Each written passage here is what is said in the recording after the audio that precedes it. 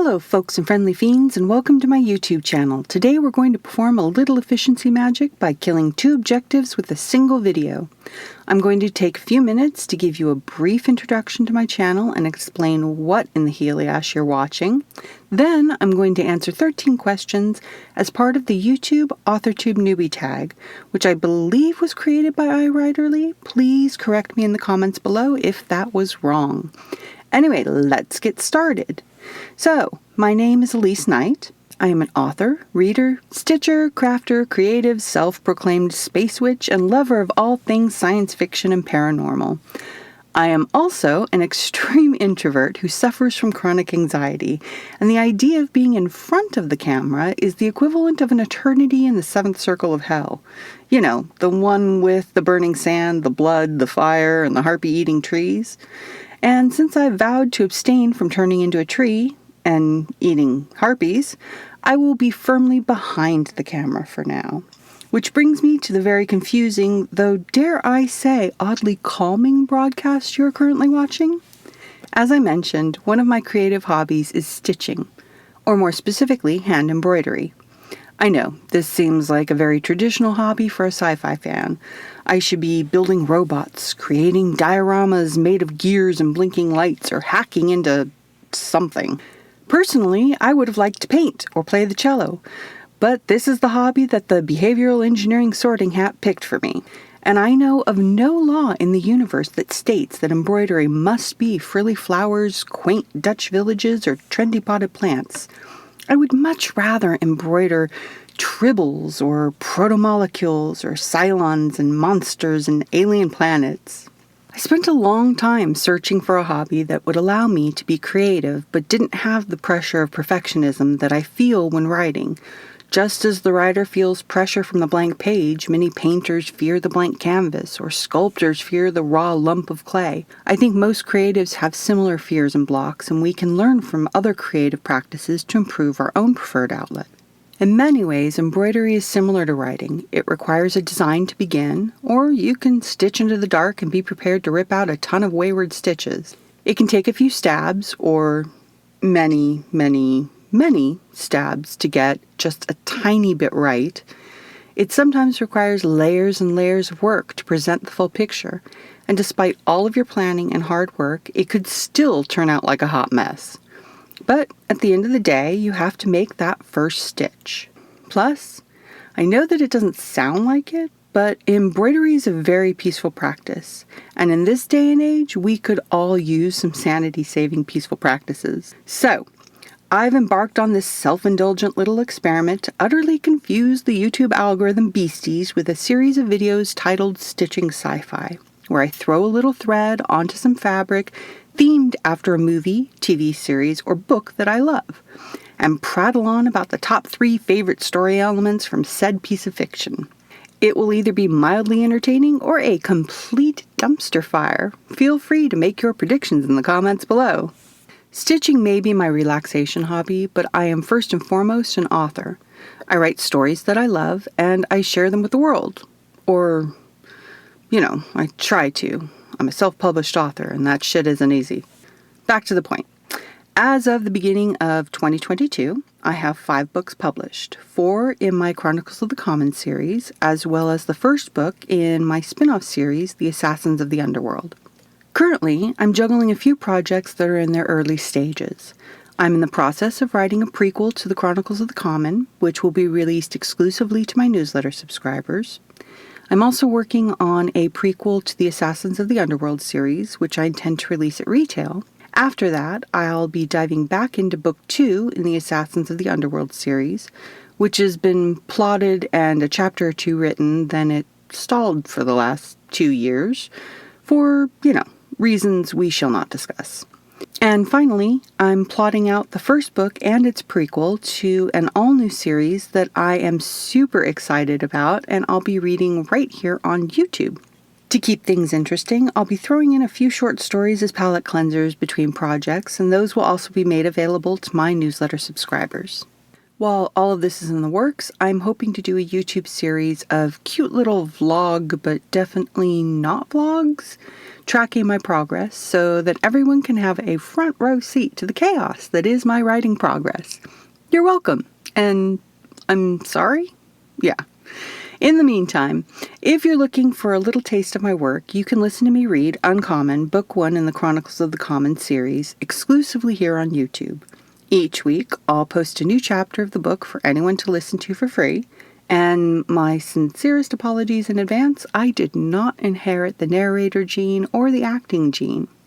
Nevertheless, I'm doing this thing, and links to the playlist are in the description box below or at the end of this video. So, now that you know a little about me, why don't you hang around and hear a little more and watch me pull a little thread as I answer the questions in the AuthorTube Newbie tag. Question 1. How did you find out about AuthorTube? I stumbled onto AuthorTube while I was in the process of writing the first 2 books in my Chronicles of the Common series. I had been binging a ton of videos about book marketing and tips for self-publishing, mostly from the Creative Pen Six-Figure Authors, which was then titled the Science Fiction and Marketing Podcast, 20 Books to 50K, and the Self-Publishing Formula. Basically, if there was a video out there about self-publishing, I was watching it. The YouTube algorithm was feeding me absolutely everything in the world about writing and publishing, and one day I came across the video that probably brings many of us to AuthorTube, which was Kate Kavanaugh's I Tried Writing Like Stephen King. And suddenly I found myself binging not only self-publishing videos, but also AuthorTube videos. Needless to say that for a while there, all other forms of entertainment were effectively sacrificed to the YouTube gods. For those of you who were monetized at that time, thank you, and you're most welcome. Question 2. What genres do you write in? The Chronicles of the Common is a science fiction adventure with romantic elements, and Assassins of the Underworld is a science fiction romance series. However, just like my personal interests, my books span a few genres, including science fiction, paranormal romance, and urban fantasy, and occasionally a cozy little short story about critters. Basically, my book universe is about vampires, sexy shifters, witches, and every other mythical creature that is out there, but they're set in space. I know, it sounds a little wacky, but I do have a whole mythology behind the concept. Unfortunately, this crazy crossover niche that I write in is exactly what successful authors and publishers recommend to never, ever do. But did I listen? No, I did not. Am I paying the price? Yes. Oh, yes, I am. Do I plan to change? Nope, not at all. These are my books, and I plan to write what I like. Not only am I going to keep writing them, I'm obstinately doubling down. Similar to Star Wars, Marvel, or DC, I intend to write in a single universe that crosses multiple genres, so that all of my series are related. By creating this one universe of characters and stories, I will hopefully develop a vast library of familiar books that readers can enter from any series and then hop onto one of the other series if they want more. If I've just confused the heck out of you, there is a part 2 to this video explaining how I became an author and created my writing universe. There will be a link to that video at the end of this video, or you can use the link in the description below. But in sum, the objective for me is to write in the categories that I love: science fiction, urban fantasy, and paranormal romance. And if I find readers that love the mishmash I make as well, then awesome. Question 3. What is your preferred writing tense, POV, and category of story? I've already covered my genres, but I do write for adults. My Assassins of the Underworld series is romance with moderate spice. My Chronicles of the Common series has some foul language and a slow burn romance with a little spice, eventually. All of my books could probably be read by 16 and up, but I don't intend to market them to young or new adults. I write in past tense, and though I write in both third-person limited and first-person, my preference is first-person. I tend to write in at least 2 POVs, a male and female lead, but my next series will have at least 3 to 4 POVs, and I'm planning an urban fantasy with only a single POV. Question 4. Are you a plotter, pantser, or plantser? I started as an intense plotter. I love the plotting process, probably more than the writing process. My first outlines were thousands of words long, and honestly, I probably could have called it a zero draft. But as I've written more books, I've discovered that sometimes the story veers off its intended path, which then freaks me out and sends me into a form of writer's anxiety. So I've started trimming down my plotting process, allowing for a little exploration during the writing process. I always start with my characters and understanding who they are and what their motives are. Then I fill out the plot, using the key beats of a 3 or 4 act structure, but I don't rigidly follow any specific plotting religion. Now, my pre-planned plots are mostly top line, and then every morning I will flesh out the details of what I intend to write for that day. I've learned that for me, this process helps to prevent me from getting stuck when changes need to be made, while also keeping the joy of plotting going throughout the entire process. I guess that I've evolved into a plantser, but I would guarantee that most pantsers would look at my initial plot process and say that I am totally a plotter. So, who the heck knows? Question 5. Are you self-published, traditionally published, or yet to be published? I am definitely self-published. To be honest, I never even considered traditional publishing. The fact is, my type of science fiction just isn't a strong category for traditional publishers. Sci-fi in traditional publishing is far more traditional. They're more of the standard sci-fi fare, and even in self-publishing, my crossover niche is almost non-existent. On the other hand, the romance genre is strong with both traditional and self-publishing. But unless a romance author is prolific and well-known, they're not making a lot by traditionally publishing. And they don't own their own books. Neither situation really appealed to me. Then there's the urban fantasy category, which is the literary version of the Hunger Games, just to get seen, let alone published. The truth is that across most genres, publishers are only supporting the big-name authors, and unless you're the next J.K. Rowling, Stephen King, or Neil Gaiman, you're going to be doing a lot of your own marketing anyway. I want to own my books, control their future, and above all, I want to share them. I don't write universally appealing stories, and that's okay. I want to write what I enjoy reading and carve out my own little niche of readers that like the same thing. So, self-publishing was always my goal. Question 6. What publishing company, literary agent, and/or printing company are you represented by or use? This question is not really applicable to me, so moving on. Question 7.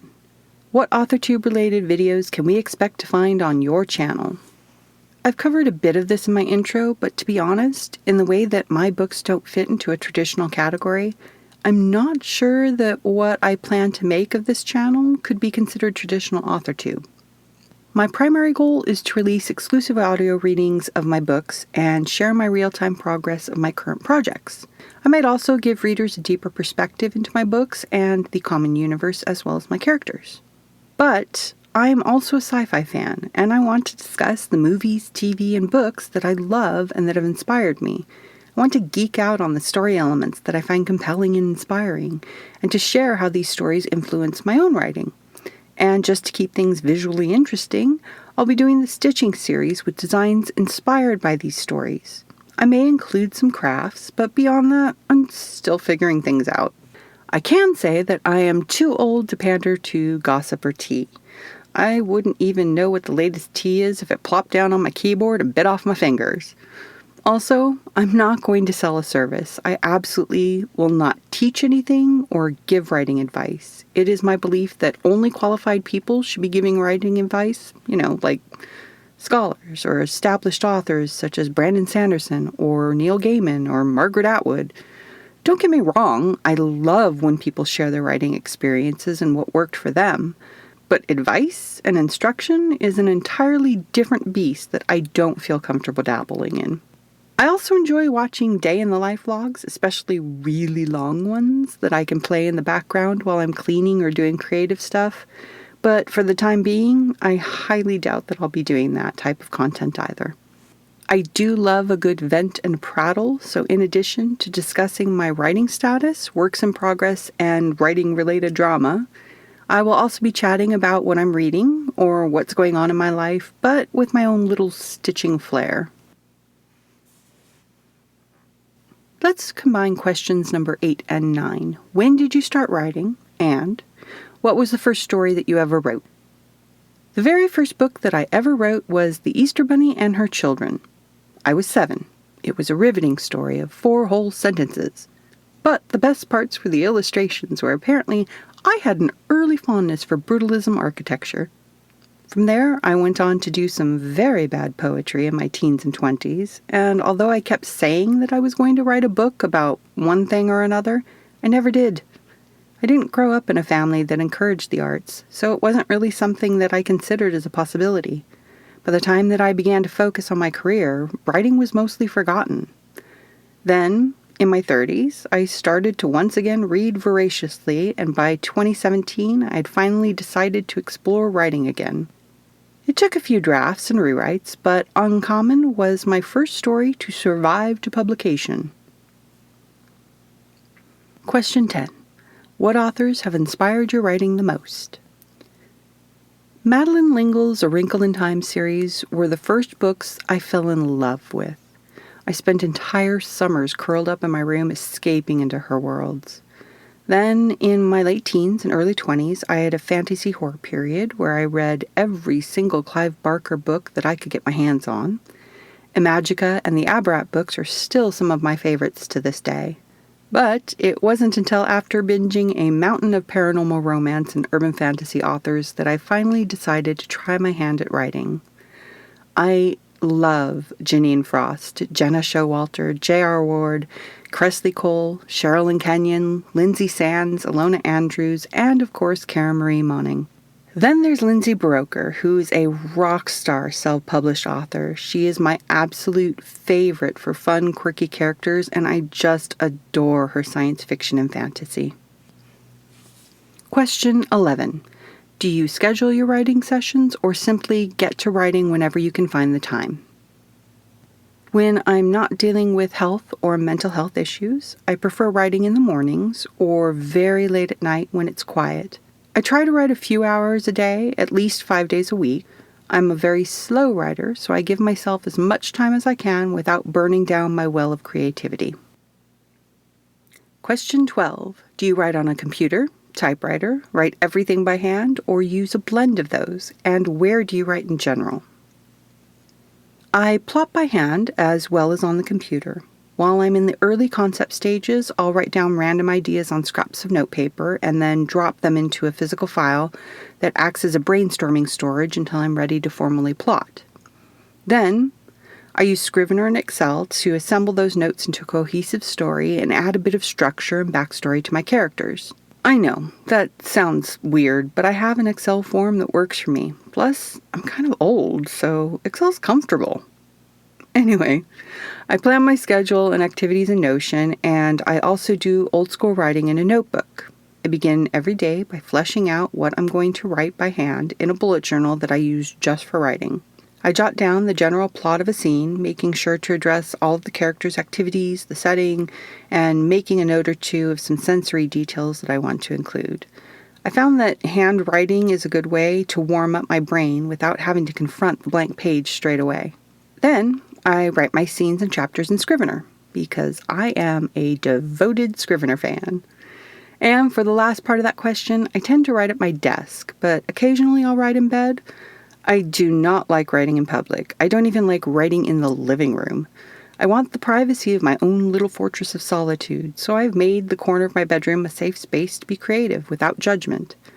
Did I mention that I'm an introvert with chronic anxiety? Yeah, I'm a total weirdo. Question 13. What are you most looking forward to now that you're a part of AuthorTube? Honestly, I really love watching everyone's writing updates and vlogs. I enjoy seeing that we're all going through similar experiences, regardless of what we write or where we are on our journeys or how we choose to share that experience. I'll dip my toes in where I can and share what I'm able to when I can, but I suppose it's just knowing that we're all on this crazy roller coaster together. That's what I really love. So, that's me. I hope that you're intrigued enough to give my channel a chance and subscribe to the sci-fi silliness that is certain to ensue. You can find me on Facebook, Instagram, Twitter, and Pinterest. Also, don't forget to check out my free reading of Uncommon, Book 1 in the Chronicles of the Common series, right here exclusively on YouTube. And if you're interested in the Stitching Sci-Fi video series, there's a link somewhere on this screen to the first episode where I talk about the spectacularly stunning sci-fi series and current love of my life, the one, the only, Expanse. Until next time, folks and friendly fiends, take care and have a cozy common day.